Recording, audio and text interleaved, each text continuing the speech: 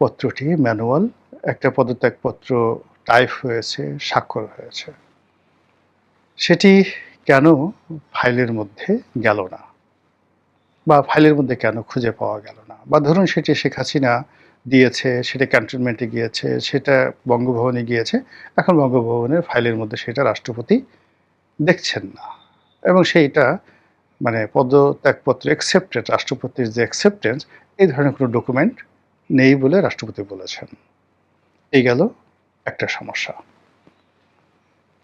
দ্বিতীয় যে সমস্যা, সেই সমস্যাটা হলো যে সরকার গঠিত হলো, সেখানে সংবিধানের ১০৬ অনুচ্ছেদ অনুযায়ী সুপ্রিম কোর্টের অ্যাপিলেট ডিভিশনের বিচারপতিদের যে যৌথ বেঞ্চ, একত্রে তারা এই ১০৬ অধ্যাদেশ নিয়ে আলোচনা করেছে, তারা রায় দিয়েছে। রায়টা কোথায় দিয়েছে, কয় তারিখে দিয়েছে? ৮ তারিখে যদি মানে এই শপথ নিয়ে থাকেন ডক্টর মোহাম্মদ ইউনূস, কাজে এটা ৬ তারিখে হয়েছে বা ৭ তারিখে হয়েছে। ৬ তারিখ বা ৭ তারিখে সেই অ্যাটর্নি জেনারেল তড়িঘড়ি করে নিয়োগ লাভ করেছেন, কিন্তু ওই দিন তো কোনো কোর্ট বসেননি। কোর্টের কোনো কার্যতালিকায় এই ধরনের কিছু আছে? ২ নম্বর হলো যে প্রধান বিচারপতি তখন ক্যান্টনমেন্টে ছিলেন, অন্যান্য যারা বিচারপতি রয়েছেন অ্যাপিলেট ডিভিশনে তারাও সেই ক্যান্টনমেন্টে ছিলেন। কাজেই এখানে তো মানে একটা বেঞ্চ বসবে, সেটা যদি ভার্চুয়ালিও বসে, ক্যান্টনমেন্টে বসে ভার্চুয়ালি কোনো একটা কোর্ট যদি বসে, সেটারও একটা ম্যানুয়াল, একটা ডকুমেন্টেশন সুপ্রিম কোর্টের রেজিস্ট্রার অফিসে থাকবে, বেঞ্চে থাকবে, এবং এই শুনানিগুলো যে হবে সেই শুনানিগুলোর একটা অডিও এবং ভিডিও রেকর্ড দুটোই থাকবে। যেমন ধরুন ক্যান্টনমেন্টে বসে স্কাইপিতে প্রধান বিচারপতি প্রেসাইড ওভার করছে, সেখানে অন্যান্য অ্যাপিলেট ডিভিশনের যারা সেনা সদরে ছিলেন তারা অংশগ্রহণ করেছেন, আর যারা হাইকোর্টের বেঞ্চের যারা থাকেন, মানে ধরুন ৩ জন বা ৬ জন বিচারক, তার মধ্যে ৩ জন ক্যান্টনমেন্টে ছিলেন, বাকি ৩ জন হয়তো সশরীরে উপস্থিত ছিলেন। এর মধ্যে যেটাকে বলা হয় একটা হলো বার আর একটা বেঞ্চ, আর বারে যে সকল আইনজীবী এই শুনানিতে অংশগ্রহণ করেছেন এগুলোর তো একটা ডকুমেন্ট থাকবে, ইন রিটেন, ভিডিও, সব কিছুই।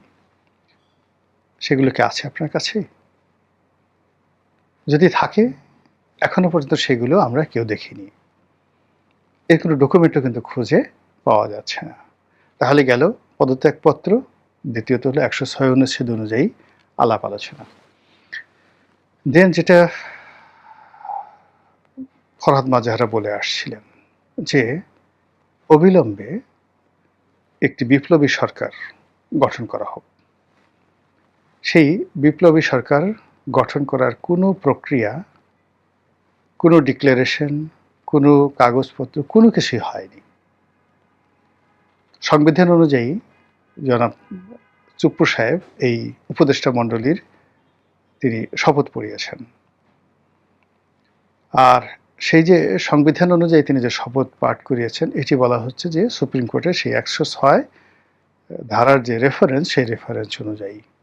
আর ১০৬ ধারার যে রেফারেন্স, সেই রেফারেন্সটা তখনই আসে যখন একটা শূন্যতা তৈরি হয়। সেই শূন্যতা তৈরির জন্য বলা হচ্ছে প্রধানমন্ত্রী পদত্যাগ করেছে। কিন্তু ঘটনাটা যদি এরকম না হয়, যদি অন্যভাবে হতো যে ঠিক আছে প্রধানমন্ত্রী পালিয়ে গেছেন, মানে এটা ডক্ট্রিন অফ নেসেসিটি ১০৬তে, সেই ডক্ট্রিন অফ নেসেসিটিতে পদত্যাগ করার ফলে যে ডকুমেন্টেশনটা হয় সেটা একরকম। আর যদি বলতো যে না, তিনি অন এক্সাইল পালিয়ে গেছেন, এবং সেই তার পালানোর পরে তিনি কাগজপত্র কোনো কিছু স্বাক্ষর করে যান নাই, কোনো কিছু বলে যান নাই, দায়িত্ব হস্তান্তর করে যান নাই, অস্টেপ দেশ অচল, এখন আমাদের একটা নতুন সরকার লাগবে, ইন্টারিম সরকার লাগবে, সেটার প্রেক্ষিতে ১০৬ ধারা অনুযায়ী সুপ্রিম কোর্ট যদি একটা রুলিং দেয়, সেটা একরকম হতো। কিন্তু এটা তো তা হয়নি। এখানে পালানোটা দেখানো হয়নি, দেখানো হয়েছে যে তিনি পদত্যাগ করেছেন। তাহলে তিনি যদি পদত্যাগ করেন, তাহলে কোথায় তিনি? ২ নম্বর হলো তিনি যদি পদত্যাগ করেন, সঙ্গত কারণেই তার জায়গাটাতে এখানে রাষ্ট্রপতি, স্পিকার, এই যে পদগুলো আছে, স্পিকারকে সেখানে পদত্যাগ করানো হলো।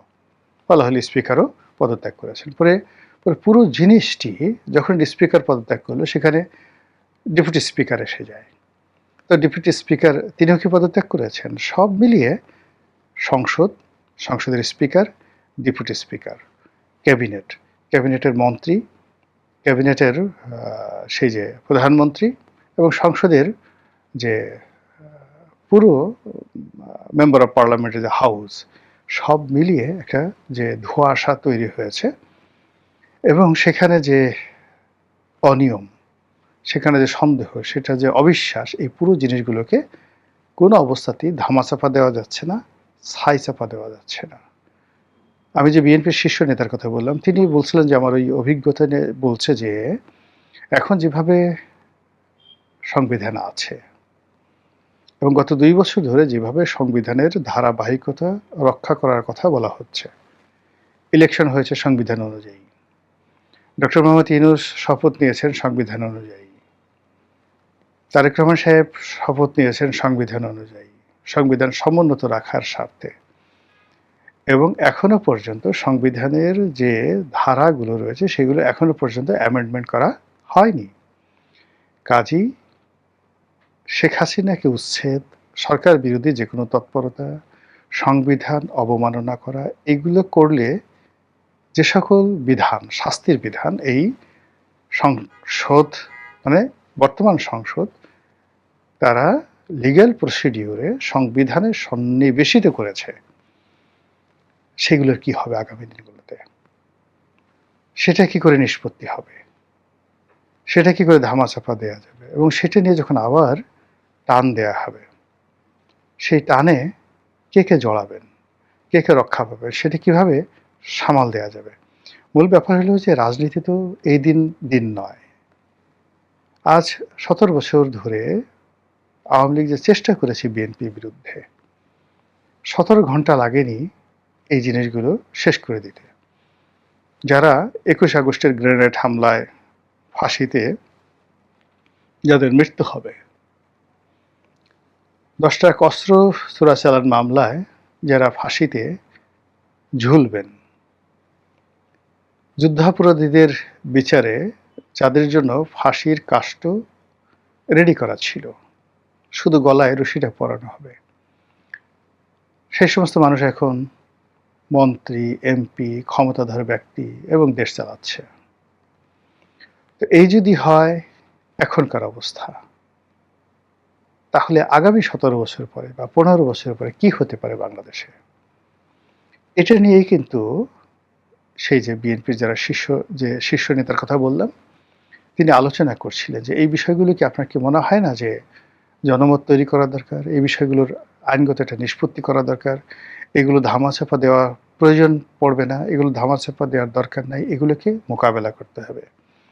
যা হয়েছে এটাকে অবশ্যই একটা লিগ্যাল ফ্রেমওয়ার্কে নিয়ে আসতে হবে। আর যদি সেটা না করা হয়, তাহলে আগামী দিনগুলোতে এই টোটাল প্রক্রিয়ার সাথে একদিকে আওয়ামী লীগ আর অন্যদিকে আওয়ামী লীগের বিরুদ্ধে যত রাজনৈতিক শক্তি আছে তারা বিপদের মধ্যে পড়বে। ১ ২ নম্বর হলো যে ঘটনাগুলো ঘটেছে এখানে যদি হুট করে তৃতীয় পক্ষ ঢুকে যায়, তৃতীয় পক্ষ ঢুকে গিয়ে যদি আওয়ামী লীগকে ফাঁসানোর চেষ্টা করে, বিএনপিকে ফাঁসানোর চেষ্টা করে, জামাতকে ফাঁসানোর চেষ্টা করে, এমনকি ডক্টর মোহাম্মদ ইউনূসকে ফাঁসানোর চেষ্টা করে, ইটস এ ম্যাটার অফ 1-2, একটা তুড়ি দিলেই সেটা হয়ে যাবে। আর সেক্ষেত্রে কি হবে? পুরো রাজনীতির অঙ্গন ফাঁকা, পুরো মাঠ ফাঁকা, কেউ কোনো একটু শব্দ করার মতো অবস্থা থাকবে না। ১৯৫৪ থেকে ১৯৫৮ সন এটার কোনো প্রোটেকশন দিতে পারছে না, এইটা আমি স্পষ্ট ভাবে বলছি। আমরা আইন মানতে চাই না, যারাই শাসক গোষ্ঠী হয় তারা আইন মানতে চায় না কোনোভাবে। তারা মনে করে যে আমরা আইনের ঊর্ধ্বে, আইন হলো আমাদের পায়ের তলায়, কোর্ট কাছারি আমরা নিয়ন্ত্রণ করব। এই কারণেই তো দেখেন এই সরকার এসে আমরা এক্সপেক্ট করেছিলাম যে এই সচিবালয়টা থাকবে। আমি জানি না এই সচিবালয় কতটুকু সহায়ক হতো ইন্ডিপেন্ডেন্ট জুডিশিয়ারির জন্য, বাট তারপরে কিছু নাড়াচাড়া তো হতো যে ঠিক আছে এইভাবে আমরা জাজেসদেরকে প্রোটেক্ট করব, নিচের জাজেসদেরকে, যেন তাদের উপরে এক্সিকিউটিভের কোনো হস্তক্ষেপ না হয়। কিন্তু আমরা তো সেটা পারছি না, করছি না। তো আপনি বলেন দেশবাসী কোথায় যাবে? People have started losing confidence. আপনি বিশ্বাস করেন রাষ্ট্রের উপরে জনগণের কনফিডেন্স নড়ে গেছে, ইট ইজ শেকিং। এই হলো আমাদের পরিস্থিতি। তো we have to be very careful এইগুলি নিয়ে। আমাদেরকে রিথিঙ্ক করতে হবে, পলিটিশিয়ানদেরকে রিথিঙ্ক করতে হবে। আপনি দেখেন এই সরকার কেন, আচ্ছা অ্যাপয়েন্টমেন্টস গুলি আপনি এমেন্ড করে দিতেন, ওই অধ্যাদেশ বাদই দিয়ে দিলেন। আপনি এটাকে আপনি ধরেন সুপ্রিম কোর্ট বারের প্রেসিডেন্টকে নিয়ে আসতেন, সেক্রেটারিকে নিয়ে আসতেন, কিছু সিনিয়র লয়ার্সকে নিয়ে আসতেন, একদম এমেন্ড একদম ফেলে দেওয়ার তো কোনো প্রয়োজন ছিল না অ্যাপয়েন্টমেন্ট অফ জাজেস এর ব্যাপারে। তো আমার প্রশ্ন হচ্ছে যে এই সরকার তো মনে হয় না যে তারা চাচ্ছে যে জুডিশিয়ারি ফ্রি আর ইন্ডিপেন্ডেন্ট হোক। এটা আমার মনে হচ্ছে যে তারা এইটাকে নিয়ন্ত্রণ করতে চাচ্ছে আমার আপাত দৃষ্টিতে, এবং ওদের কার্যকলাপ 100 দিনের কার্যকলাপ দেখে আমাকে তাই মনে হচ্ছে।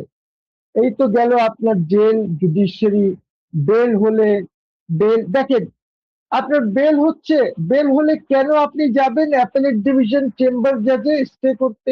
কেন আপনি আমাকে বলেন, ওয়াই শুড ইউ গো? হ্যাঁ আপনি যেতে পারেন, বলেন যে ওনার বেলের কন্ডিশনস একটু বাড়ায় দেন, এই কন্ডিশন অ্যাড করে দেন।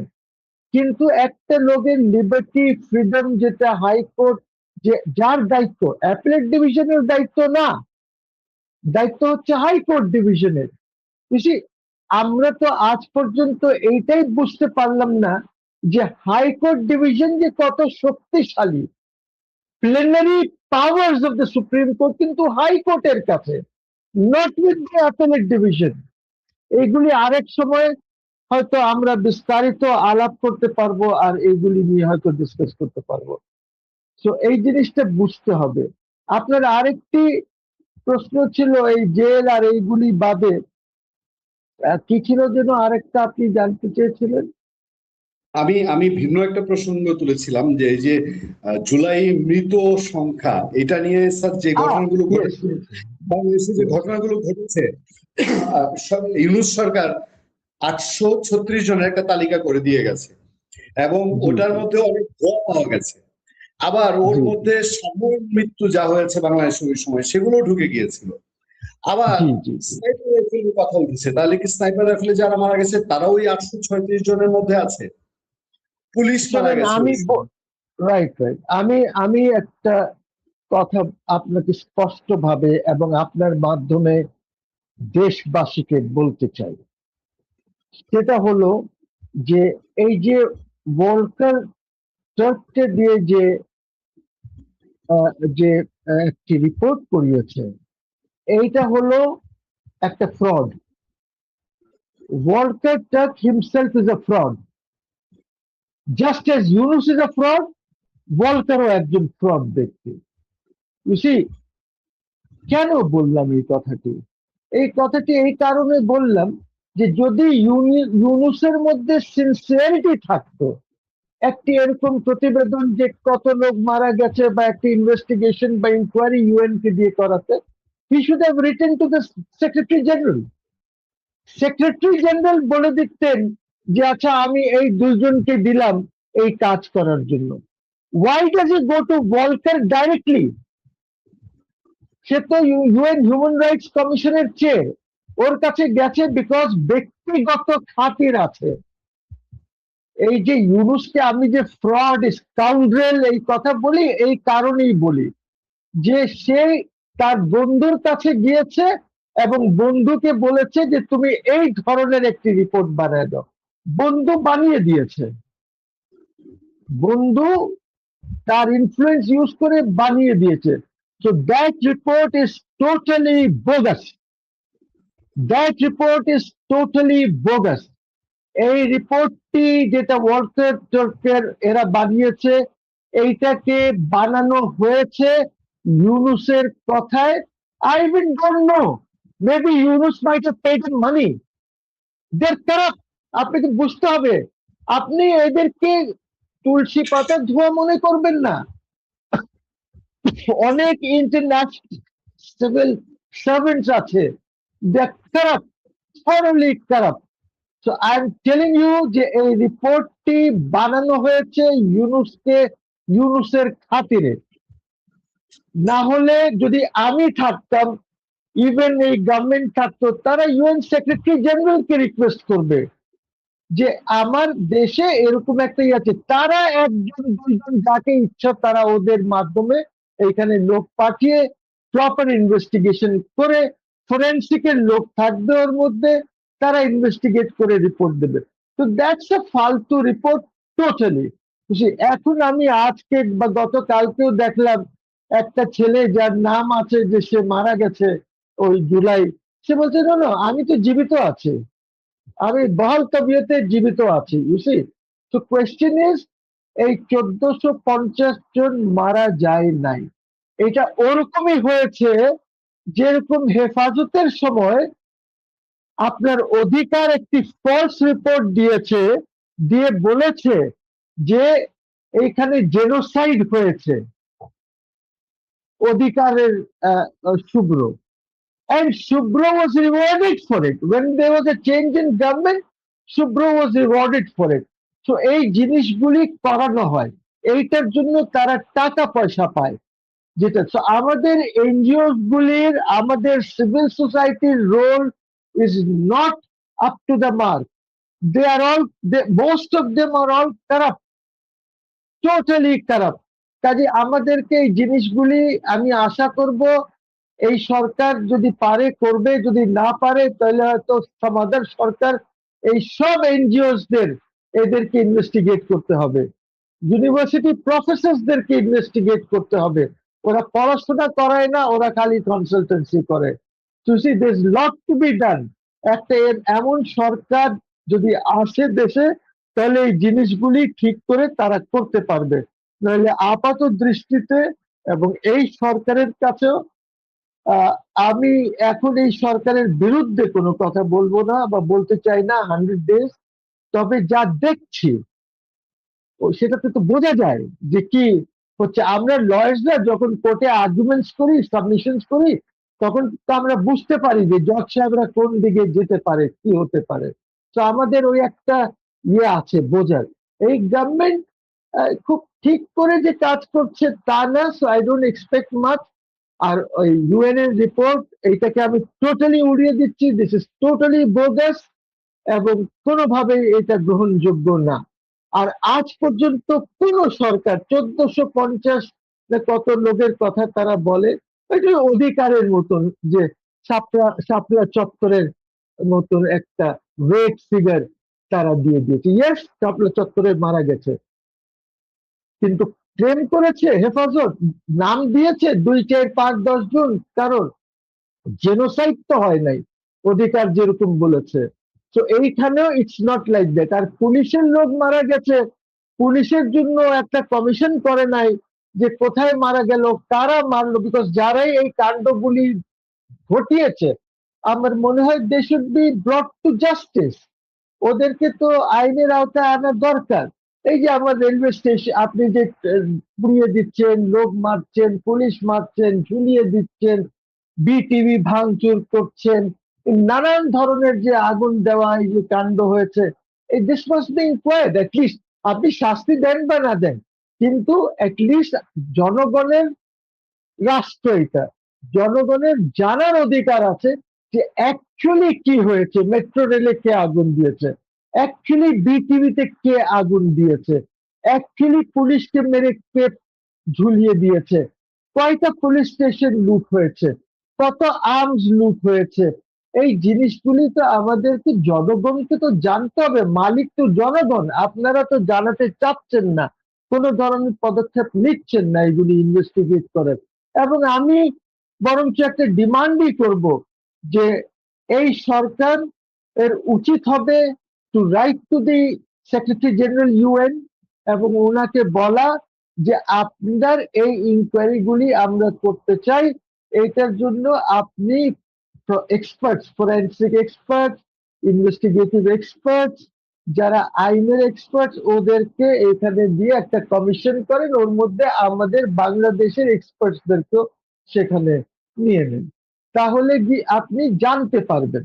আর একটু এই দেশের দুর্ভাগ্য হলো যে এই দেশ আজ পর্যন্ত এইটাই ঠিক করতে পারে নাই যে মুক্তিযোদ্ধা কে ভুয়া মুক্তিযোদ্ধা, কে আসল মুক্তিযোদ্ধা। আমি জানি অনেক আসল মুক্তিযোদ্ধা আছে যারা হাতে বন্দুক নিয়ে যুদ্ধ করেছে, তাদের নাম গ্যাজেটে নাই, মারাও গেছে।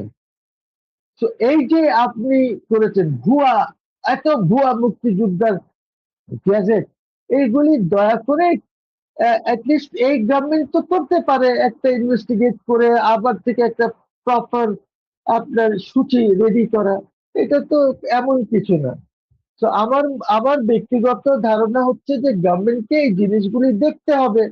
তো গভর্নমেন্টের প্রবলেম হচ্ছে যে গভর্নমেন্ট তো এখন পর্যন্ত তারা যে কাজগুলি করছে এখানে তো পলিটিসাইজেশন চলছে। যেমন আপনি ভিসিস দেরকে অ্যাপয়েন্টমেন্ট দেখেন, আপনার এইখানে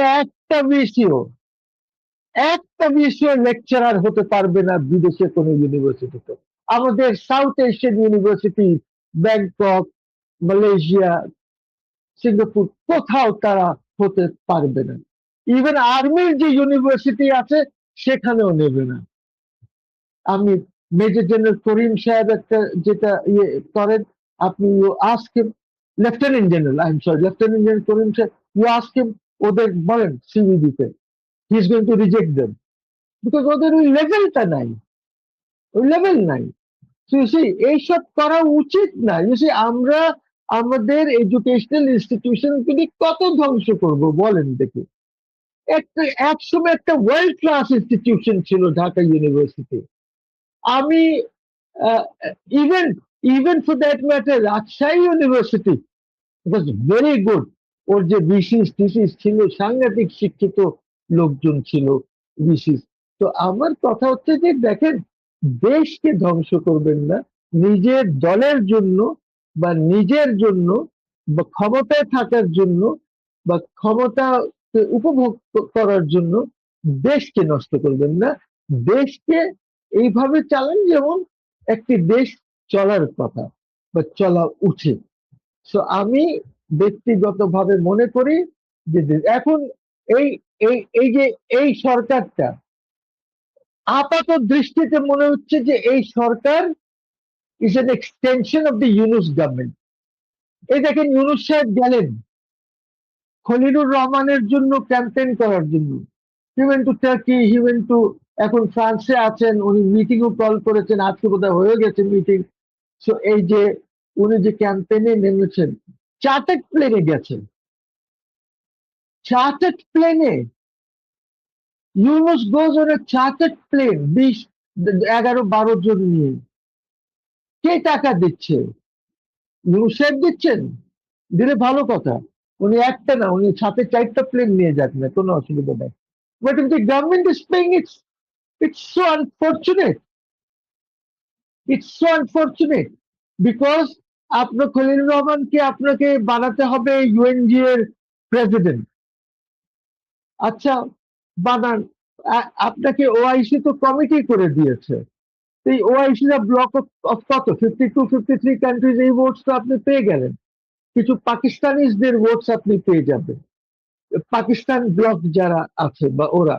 দেন আপনার ইন্ডিয়ান ব্লক কতটুকুন আপনাকে সাপোর্ট দিয়েছে জানি না, চাইনিজ ব্লক কতটুকুন দিয়েছে জানি না, ইউরেশিয়ান কান্ট্রিজ কতটুকুন দেবে I have no idea. But question is যে আপনার তো এমনি একটা ভালো 193 স্টেটস এর মধ্যে আপনার ইন ব্লকটা আপনি 52-53 স্টেটস পেয়ে গেলেন OIC. So what I am trying to say is যে আমাদের এই জিনিসগুলি খেয়াল রাখতে হবে। আমাদেরকে দেশ, রাষ্ট্র, একটি রাষ্ট্র বা দেশ যেভাবে চলে সেভাবে চালাতে হবে। বর্তমানে দেশ আর রাষ্ট্র সেভাবে চলছে না, এইটা আমি এতটুকুন বলতে পারি। Purnia, thank you. আমি স্যার একটু যোগ করতে চাই আপনার কাছে। আপনি ইউনুস ট্যুর সম্পর্কে তুলেছেন, ফ্রান্সের ট্যুর সম্পর্কে। আপনার কি মনে হয় যে এর পেছনে আরো ভিন্ন কোনো উদ্দেশ্য আছে? অনেকে সন্দেহ করছেন যে ফ্রান্সে গিয়ে বা ভবিষ্যতের জন্য সে অন্য কোনো কিছু করছে কিনা। দেখেন, যদি উনি মনে করে থাকেন যে রাষ্ট্রপতি হবেন, তাহলে আমি বলতে পারবো না, বিকজ এইটা একান্তই বিএনপির সিদ্ধান্ত হবে যে উনি রাষ্ট্রপতি হবেন কিনা। উনি তো একটা খলিলুর রহমান তো একটা ধান্দাবাজ লোক। এই ধান্দাবাজ লোককে যদি বিএনপি রাষ্ট্রপতি বানাতে চায় বানাবে, তাদের পেরিলে বানাবে। এই ঝুঁকিটা তারা যদি নিতে চায় নেবে, it's up to them. Because একটা জিনিস বুঝতে হবে আমাদেরকে, যে we have got Sheikh Hasina, যার স্টেটেড পলিসি হচ্ছে যে she is coming back to Bangladesh আগামী 6 থেকে 9-10 মাসের মধ্যে। It can even be earlier, it can be tomorrow, it can be 3 সপ্তাহে, বাট শি ইজ কামিং। এইটা সে বলে দিয়েছে। আর আমারও মনে হচ্ছে ইন্ডিয়ান তৎপরতা দেখে that India will try to bring her back to Bangladesh, এবং এইটা হয়তো হবে। কথা is, I do not know কি স্ট্র্যাটেজিক প্ল্যানে ইন্ডিয়া ওনাকে বাংলাদেশে নিয়ে আসবে বা বাংলাদেশে পাঠাবে, বা কোনো নেগোসিয়েশন করে পাঠাবে, না অন্য কোনো স্ট্র্যাটেজিক সিচুয়েশন ক্রিয়েট করে পাঠাবে। But this is for sure that Sheikh Hasina will return to Bangladesh যদি ওনার হায়াত থাকে। হায়াত মতের তো মালিক আল্লাহ তাআলা, কিন্তু ওনার যদি হায়াত থাকে, she is going to come back, number 1। যদিও আমি তো ওনার দলও করি না। নাম্বার 2, যেটা, আর আমি তো ওনার বিপক্ষেও ছিলাম, এখন আমি আর বিপক্ষে না। আমি বলে দিয়েছি, বারবার বলেছি যে she is not a fascist. আমি কোনোদিন আর ওনাকে ফ্যাসিস্ট বলবো না। আমি এইটাও বলেছি that she was a magnanimous dictator, magnanimous authoritarian ruler, যেটা একটা ডেমোক্রেটের চেয়ে বড় জিনিস যদি আপনি magnanimous authoritarian ruler হন। And I don't mind if Sheikh Hasina comes back or wins an election or কি করবে আমি জানি না, but magnanimity is very important. And I think this lady, Sheikh Hasina, is a very magnanimous lady. খুবই ম্যাগনানিমিটি আছে তার, এবং উনি দেশকে ভালোবাসেন, unlike Yunus or many others.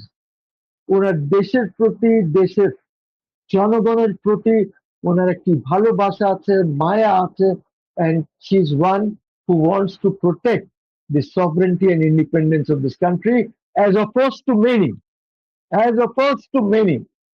বুঝছো পূর্ণিয়া? এইটা হলো আমার অ্যাসেসমেন্ট।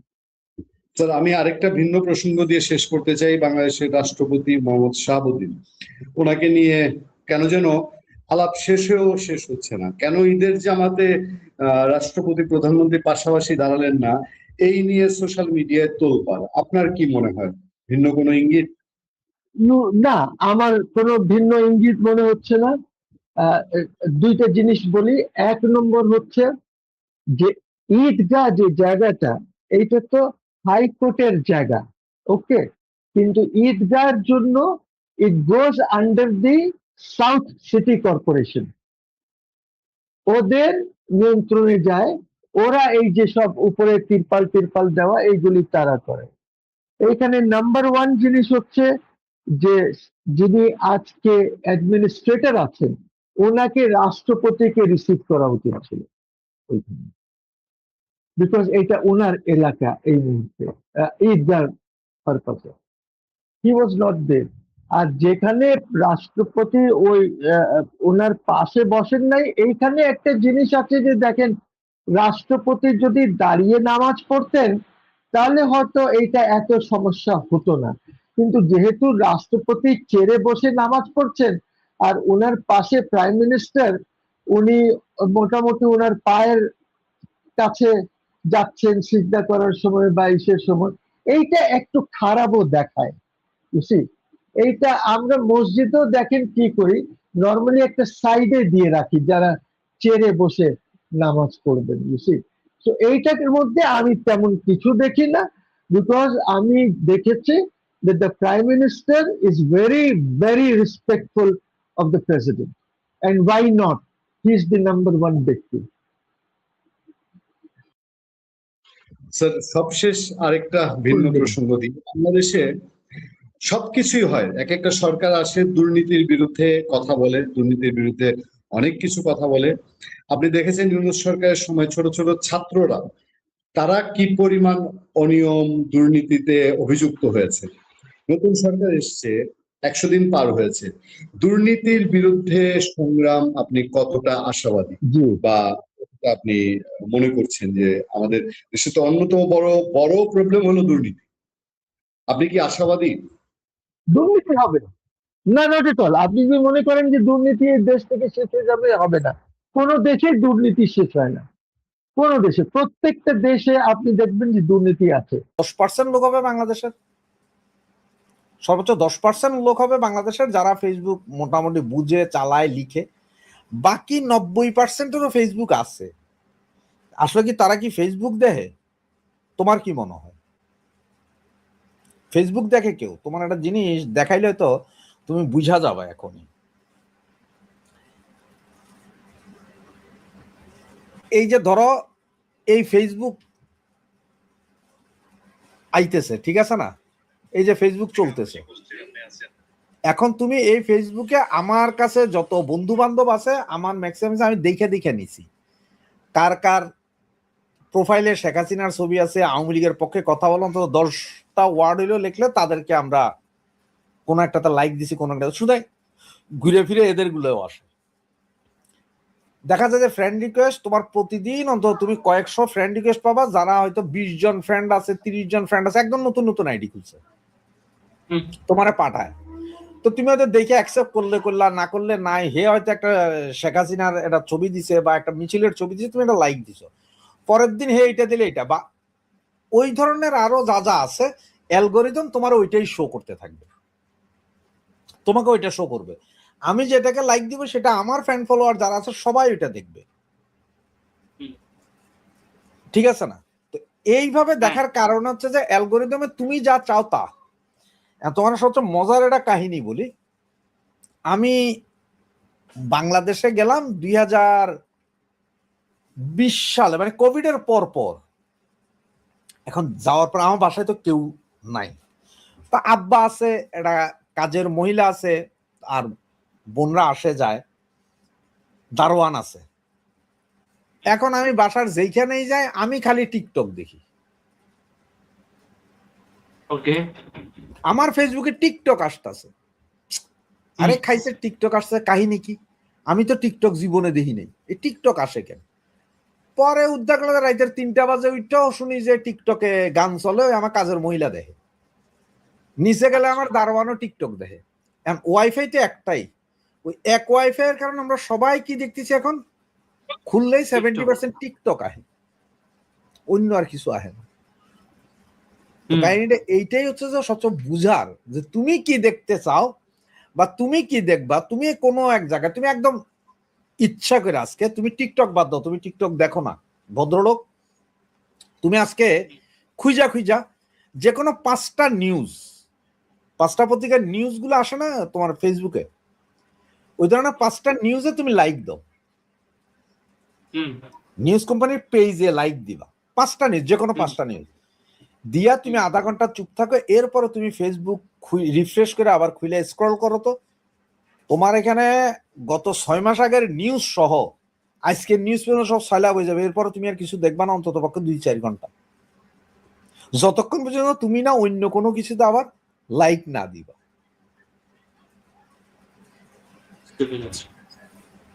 সুতরাং এটা হচ্ছে মূল কাহিনী। তাহলে এই বিষয়টা পরিষ্কার, সেটা হচ্ছে আপনার আমার ইন্টারাকশন যেই তথ্যভিত্তিক টপিকের উপর হবে, ওই রিলেটেড বা ওই সমসাময়িক বিষয়গুলোই আমাদের উপর সাজেস্ট করে, যেটাকে আমরা অ্যালগোরিদম ফ্রেন্ডলি বলি। হ্যাঁ, অ্যালগোরিদম ফ্রেন্ডলি বলতে মানে আমি ধরেন কথার কথা, আমি আসিফ নজরুলের একটা পোস্টে লাইক দিলাম, আসিফ নজরুলের আরো 10টা পোস্ট আস্তে আস্তে আসতেই থাকে। ইজি। তুমি একটা জিনিস, যেমন আসিফ নজরুল তো আমার সাথে কখনো নাই, আমি আসিফ নজরুলের ফলো করিনি। হ্যারাস আসিফ নজরুল একটা জরিপ করছে, এইটা এখন বারবার আসতেছে আমার চোখের সামনে। কাহিনীটা হয়েছে কি, আমরা আমরা কিছু লোক কি করলাম, যে আসিফ নজরুল একটা জরিপ করছে, লিঙ্ক নিচে দিলাম, আপনারা সবাই হাহা রিয়েক্ট দিয়ে আসেন, দিয়ে আমি পোস্টটা কইরা দিলাম, ওর লিঙ্কটা দিয়ে দিলাম। এন্ড আমার ফ্যান ফলোয়ার, আচ্ছা রাশাদ ভাই তো বলছে যাই আসিফ নজরুল ওইখানে ঢুকে যায়, আসিফ নজরুলের এখানে হাহা রিয়েক্ট দিলাম। ওই লোক যা হাহা রিয়েক্ট দিল না, ওর এই হাহা রিয়েক্টের কারণে এই জিনিস, আসিফ নজরুলের এই জিনিস যে পৌঁছাইছে আরো 500 জনের কাছে। এখন তুমি আচ্ছা। হাহা রিয়েক্ট দাও, লাভ রিয়েক্ট দাও, আর তুমি অ্যাংরি রিয়েক্ট দাও, রিয়েক্ট যত দিবা তততে তার লাভ, কার লাভ? আচ্ছা। আসিফ সাহেবের লাভ, কারণ তার পোস্ট আরো বেশি যাইতেছে, আরো বেশি Reach লোকে হচ্ছে। দেখতেছে। আর তুমি যদি না দিতা, তুমি যদি এইভাবে আইসা যদি ওনার এটাতে না দিতা, তাহলে কি তো 4 ঘন্টাতে দেখলাম যে তোমার 26,000 কতজন জানি টোটাল রিয়াকশন করছে, তার মধ্যে 15,900 হাহা, বাকিরা কেউ থামস আপ দিছে, লাইক দিছে, অমুক দিয়ে, তোমার জানলাম। এখন আইসা এবার বুঝাই দেখছেন দেখছেন যে ওর এটা তো হাহা না ভাই, ওর এটা তো হাহা কেউ যে নর্মালি দেয় নাই, আপনি আমি ইনফ্লুয়েন্স করছি যে ওর এখানে যান, তার মানে হচ্ছে আমি আপনি বুঝাই দিলাম যে বহুত বড় মাল, ওর এটা দেখতে থাকেন, ওর ইয়াটা রিচটা বাড়ায় দিলেন, রিচ বাড়াই দিলেন। যেখানে হ্যাঁ, ওরা আমাদেরকে রিপোর্ট মেরে মেরে রিচ ডাউন করতেছে, সেখানে ওর জরিপে যায় কমেন্ট করার মাধ্যমে আমরা ওর আইডি রিচটা বাড়ায় দিলাম, এই যাতে পরের পোস্টে ও আমাদের বিরুদ্ধে কিছু লিখলে সেটা আরো দ্রুত ছড়ায়। দ্রুত ছড়ায়। এখন ধর আমার কাছে আমার ফলোয়ার আছে 20,000, এক্সাম্পল বলতেছি তোমারে, আমার 20,000, আমি সারাদিন যতই গুতায়, আমি আওয়ামী লীগ ছাড়া আর কিছুই দেখি না, কোনো পোস্ট আসে না। তো 20,000-এর মধ্যে আবার সখানিক তো অন্যান্য দলের আছে না, জামাতের আছে, বিএনপির আছে, তো বিএনপির এক ছোট ভাই আছে, হে আবার কত যে হে ওই ধর খালেদা জিয়া মইরা গেছে গা, কোনো সমস্যা নেই, তারেকও মইরা যাবে, সারা বাংলাদেশের 99% বিএনপির লোকও মইরা যাবে গা, তাতেও সমস্যা নেই, একলা বিএনপির পতাকা নিয়ে আগায় যাবে। আচ্ছা, এই জাতের বিএনপি। Die hard. এবার হ্যাঁ, ডাই হার্ড। Diehard BNP. তো হে আমার সাথে আছে, যেহেতু আমার এলাকারই ছোট ভাই, আমার কোন পোস্টে সে হ্যাঁও বলবে না, নাও বলবে না, কিচ্ছু বলবে না, কারণ এটা তো এর পছন্দ না, কারণ আমি তো আওয়ামী লীগ। কিন্তু আমি আমার একটা ছবি দিলাম, বা আমার বাচ্চাদের কোনো ছবি দিলাম, বা আমি কোথাও হাইটা দিতে একটা ভিডিও দিলাম, ওইটাতে ওই 18,000-এর কেউ না আসার আগে হে ওইটাতে যা লাভ রিয়েক্ট দিয়ে বইব, ও লাভ রিয়েক্ট দেয়। তো ওরে পরশুদিন ফোন দিছে, ফোন দেওয়ার পর আমি বললাম যে কি অবস্থা, এখন তো আমাদেরকে ছাড়া তো ফেসবুক আর কিছু দেখা যায় না না। তো কয়ে ভাইয়া আমি আপনারা আমার ইয়ে দিয়ে দিই, আইডির পাসওয়ার্ড দিয়ে দিই, আপনি আমার আইডিতে ঢুকেন, তো আমি তো দেখি যে বিএমপি ছাড়া আর কিছু দেখা যায়, আওয়ামী লীগ আছে বলেই তো দেখি না, সবই তো বিএমপি, কয় গরু ছাগল হাঁস মুরগি সবই তো বিএমপি করতেছে আমার আইডিতে। তার মানে কাহিনীটা বুঝছো যে ও তো ওর ফ্রেন্ড ফলোয়ার, ও যাদের লাইক দেয় সব তো বিএনপি, তার এটা বারবার বারবার আসে, আমার এটা তো আসে না। আমার এখানে আমি যারে দিই তারে দেখাইতেছে, অ্যালগোরিদম বুঝে যা আমি কি চাই, আমি কিভাবে। এখানে আপনার কথার মাধ্যমে আমি একটা বিষয় পরিষ্কার হয়ে গেলাম, যে এই যে প্রযুক্তি, আধুনিক প্রযুক্তির নামে আপনার আমার মাইন্ড কন্ট্রোল করা হচ্ছে। আপনাকে বোঝানো হচ্ছে যে আওয়ামী লীগ ছাড়া ফেসবুকের জনমত আওয়ামী লীগের বাইরে নাই, বিএনপি আলাদেরকে বোঝানো হচ্ছে ফেসবুকের জনমত বিএনপির বাইরে নাই। দ্যাট মিনস সবাই সবার জায়গা থেকে বুঝতে পারতেছে যে না, আমি যেটা করতেছি সেটাই পাবলিক একসেপ্ট করতেছে। এই যে আমাদেরকে দেখানো এই মরিচিকার প্রযুক্তিটাই তো পশ্চিমা। সবচেয়ে মজার আরেকটা বিষয় বলে, আমি যখন ইরানের এই যে ইরান ইসরায়েল যুদ্ধ যখন শুরু হইলো, হ্যাঁ, আমি ইরানের কোনো নিউজ কোনোভাবে পাচ্ছিলাম না, ওকে, ইরানের কোনো নিউজ নাই। এরপরে করলাম কি, আমি ভিতরে ঢুকা ইরান লেখা, ইরানের কিছু ব্লগার, 2-3 জন ব্লগারের ব্লগে যায় ইচ্ছা করে লাইক মাইরে আসছি। এর পরদিন থেকে শুধু ইরানের ওই যে মিছিলের ছবি, ওই ছবি, সেই ছবি আসতেই আছে। মানে ইরানে সয়লাভ। তার মানে আমার অ্যালগোরিদম, আমার ফেসবুকের অ্যালগোরিদম ইয়ে করছে যে আমার ইন্টারেস্ট ইরানে। এবং আরো মজার কিছু বিষয় আছে, আমি দেখাইতে পারবো কিনা জানি না তোমাকে, যে আসে কিনা, কারণ সব সময় ইয়েও আসে না। যেমন এই যে দেখো, প্রযুক্তির কারসাজি। হুম, রেভোলুট ব্যাংক কার্ড, এটা কোনো এনএফসি একটা, কার্ড। হ্যাঁ ব্যাংকের কার্ড। আধা ঘন্টা আগে আমি এই রেগুলেটরের ব্যাংক কার্ডে আমার এক ফ্রেন্ডকে আমি ইয়ে পাঠাইছি, লিঙ্ক পাঠাইছি যে ও করতে পারবে, কারণ আমার করা আছে আগে। এখন আমার ফেসবুক আমি যতবারই যতদিকে ঢুকি, আমারে শুধু দেখায় কি রেগুলেটর, এটাই দেখাচ্ছে আমাকে বারবার বারবার। এক ঘটনা হচ্ছে, তুমি যেটা দেখতে চাইবা সেটাই তোমাকে দেখাইবে। দেখানো হবে। তুমি একটু আজকে আমার কথা বিশ্বাস না হলে তুমি আলী বাবা, অমুক বাবা, তমুক বাবা, যে কোনো একটা সাইডে ঢুকা, ফেসবুক থেকে সাইডে ঢুকা তুমি ক্লোজ করে দিয়ে চলে এসো। এরপর দেখা যায় 50,000 অ্যাড আইব তোমার বিভিন্ন এগুলারই, অন্য আর কিছু দেখাবে না। বুঝতে পারছি। তার মানে তাহলে এখন এখানে বলো যে এই যে পরিকল্পিতভাবে ফেসবুকের জরিপ বলো আর যাই বলো, জরিপের ফল কি তা আসে আসলে? ওই যে জরিপের ফল তোমার ফেভারে এখন যাবে কেন? একসময় বিএনপির ফেভারে খুব যাইতো, সব জরিপে বিএনপি ফার্স্ট, এখন সব জরিপে আওয়ামী লীগ ফার্স্ট। কারণ হচ্ছে ওই যে আমরা কেউ একজন জরিপ দিছে, জরিপ এ আশায় আসেন ভাই, ওখানে হাহার ইয়েক দিয়ে আপনারা উড়াই ফেলেন। এইটাই বুঝেন না যারে ভাই, হেরে হাহার ইয়েক দিতে যায় বা হেরে ইয়ে লাভ রিয়েক দিতে যায়, আপনি তারে উঠাইতেছেন, আপনি উঠতেছেন না। বরঞ্চ তার এটা যদি করতে না কইতেন, তাহলে তার এটা হচ্ছে 50 জন বা 100 জন দেখতে পরে চুপ। অর্থাৎ এটার মাধ্যমে আলটিমেট মেসেজ আপনি এটা দিতে চাচ্ছেন যে ওরা জরিপ করুক আর যাই করুক, ওদের আইডির কিন্তু রিচ ডাউন, সেই রিচটা বাড়ায় দিন না। বাড়াইয়া দিন না, কেন বাড়াবেন? কারণ আস্তে আস্তে ওদের জনসমর্থন এবং অ্যাকসেপ্টেন্সি কমে যাচ্ছে। এই এই যে আমি বললাম যে আসিফ নজরুল যে জরিপ করছে, এটা তো আমি জানতামই না। যদি তুমি পোস্ট লেখা আমার চোখের সামনে না ফালাইতা যে আসিফ নজরুল ষাঁড় জরিপ করছে, নিচে লিঙ্ক দিলাম, হাহার ইয়েক দিয়ে আসুন, কি জরিপ করছে এটা দেখার জন্য হইলো আমি ওই লিঙ্কে চাপ দিয়ে যাই দেখছি। আমি তো এই ধরনের কোনো পোস্ট করিনি আমার জানা মতে। না, আমি এক্সাম্পল বললাম তোমাকে, এটা ও এক্সাম্পল আচ্ছা বললাম, আচ্ছা। এটা একটা মানে এক্সাম্পল। আওয়ামী লীগের যে সাইবার টিম, তারা এই যে লাল বদরদের প্রোফাইল নিচে দিয়ে যে অমুকরে খায়া দিয়ে আসেন, অমুকরে হাহারি একটু দিয়ে আসেন, এগুলোর মাধ্যমে আমরা তাদের রিচটা বাড়িয়ে দিচ্ছি, এটা আপনি বলতে চাচ্ছেন? হ্যাঁ, ইজিলি হয়। আর কিন্তু আওয়ামী লীগের পক্ষে লেখে ফেসবুকে খুব ভালো ভালো কিছু ছেলে পেলে আছে, একটু খেয়াল করো দেখবা যে ওদের এইটাতে ওই 2 দিনে 1000 লাইক কমেন্টস হইতে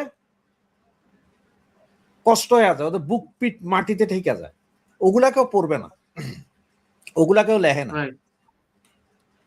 এক সময় যে আমি আমার ওয়াইফ আমরা সবাই আসতাম, ওইটা কি জানো, একটা ইয়ে ছিল, এই তারেক জিয়ার বুকের বল জাতীয়তাবাদী ছাত্র দল, আচ্ছা এটা একটা গান ছিল টিকটকে, মানে এইটা সারাক্ষণ মোবাইলে পাইতাম। আচ্ছা, তার কারণ হচ্ছে যে তখন বিএনপি বিরোধী দলে, এখন এটা এই চিকনা এক ছেলে দাঁড়ায় আছে আর এক চিকনা এক মেয়ে, সে লাফ দিয়া উঠলো, ছেলের পেটের মধ্যে একটা পা দিল, আরেক পা দিয়া গলার মধ্যে ধইরা সে পুরা শুয়ে যায় সে গান করতেছে দাঁড়ানো অবস্থায়। এআই দিয়া বানাইছে না কি দিয়া বানাইছে জানি না, এই গান ট্রেন্ড জান। এখন তুমি বয়স বলে একটা কথা, তারপরে নিজেকে তিনি যেভাবে একটা ওভার রেটিং করেছেন, সেখানে তিনি যখন আমাদের রাষ্ট্রের অর্থ ব্যয় করে বিদেশে গেছেন, সে কি রাজকীয় অবস্থা।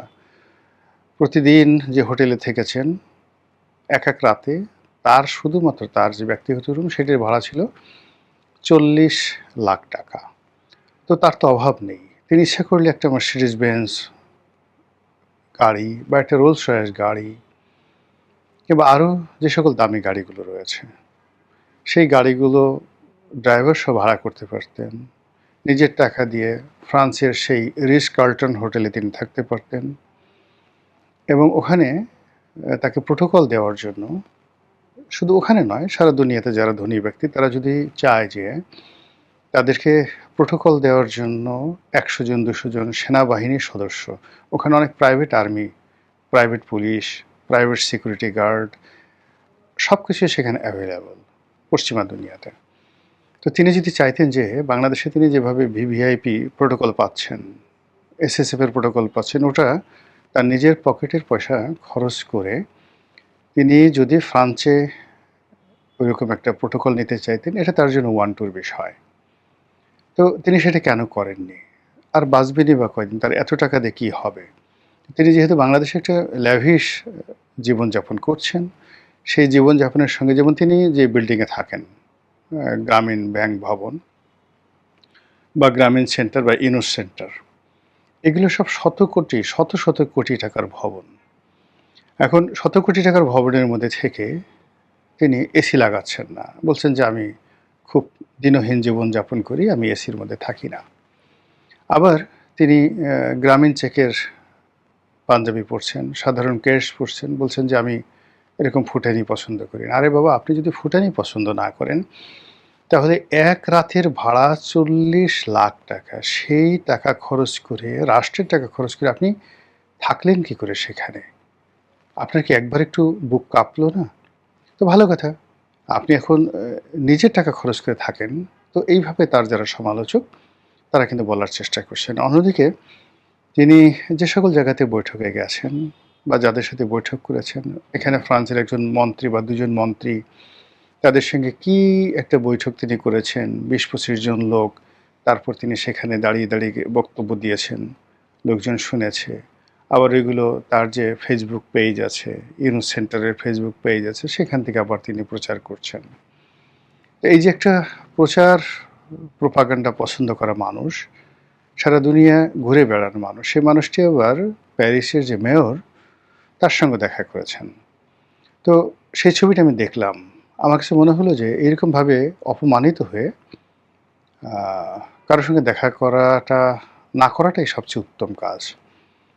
ছবি দেখে যেটা মনে হলো যে প্যারিসের মেয়র যিনি দেখা করেছেন ডক্টর মোহাম্মদ ইউনূসের সঙ্গে, তিনি পায়ের উপর পা তুলে খুবই অমনোযোগী এবং উদ্যত ভঙ্গিতে তার দিকে তাকিয়ে আছেন এবং সম্ভবত 2 থেকে 3 মিনিটের বেশি তাদের সেই বৈঠক স্থায়ী ছিল না। আর ডক্টর মোহাম্মদ ইউনূস অনেকটা দীন, হীন, ফকির, মিসকিন, অভাবী, গরিব এরকম একটা অভিব্যক্তি নিয়ে বহু দূরে, মানে তিনি একটা উঁচু চেয়ারে বসে আছেন আর তার অদূরে ডক্টর মোহাম্মদ ইউনূস একটা নিচু, সেটা সোফা টাইপের একটা ছোট যে চেয়ার আছে সেখানে তিনি বসে আছেন। এরকম দৃশ্যের সঙ্গে আমি পরিচিতের কারণ হলো আমেরিকাতে আমি বেশ কিছুদিন কাজ করেছিলাম। ওখানে একজন নামকরা কংগ্রেসম্যান আছেন, ড্যানি ডেভিসের অফিসে। সে 7 বারের নির্বাচিত কংগ্রেসম্যান। তারপর আর্মস কমিটির চেয়ারম্যান ছিলেন 2012 সনে কার্ল লেভিন, সিনেটর। তার অফিসেও কাজ করার সুযোগ হয়েছিল।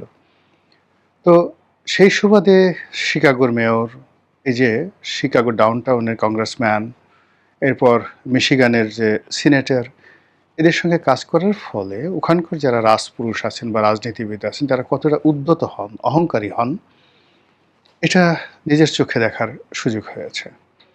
তো সেই অভিজ্ঞতার পাশাপাশি আবার তারা যখন রিগ্রেট করেন, যেমন দেখা গেল যারা বাঙালি আছেন, আমরা যারা সংসদ সদস্য হিসেবে সেখানে গিয়েছিলাম বা আমি গিয়েছিলাম, এখন আমাদেরকে সম্মানিত করার জন্য বা তাদের যে ক্ষমতা আছে সেখানে সেটা দেখানোর জন্য তারা বিভিন্ন মানুষের সঙ্গে আমাদের একটা বৈঠকের আয়োজন করে। তো গ্রামের একটা ছোট মেয়র, মাউন্ট প্রসপেক্ট নামক একটা গ্রাম আছে। তো সেই গ্রামের মহিলা মেয়রের সঙ্গে আমার দেখা হলো। তো তিনি সম্মান জানানোর জন্য একেবারে নিচে এসে দাঁড়িয়ে রইলেন। আচ্ছা, তো তার চোখে মুখেই দেখা যাচ্ছিল যে তিনি আমাকে সম্মান করছেন। অন্যদিকে আরেকটি শহরে গিয়ে পরিস্থিতি আরেকটু বড়, সেটা অনেকটা উপজেলা পর্যায়ের একটা মেয়র। তো তার সঙ্গে ওখানকার বাঙালিরা আমার একটা বৈঠকের ব্যবস্থা করলো। মেয়র সম্ভবত রাজি ছিলেন না। 2 থেকে 3 মিনিটের জন্য আমি সেখানে গেলাম, কথা বললাম এবং তার যে আই কন্টাক্ট এবং তার যে ওই যে বসার ভঙ্গি, এবং আমাকে যে চেয়ারে বসিয়ে তিনি যে চেয়ারে বসেছিলেন ওটার মধ্যেই বোঝা যাচ্ছিল যে তিনি আমার যে উপস্থিতি সেটি পছন্দ করছেন না। ঠিক ওইরকম একটা দৃশ্য এই ডক্টর মোহাম্মদ ইউনূসের এই বৈঠকের মধ্যে ফুটে উঠল। এটা দেখে আসলে আফসোস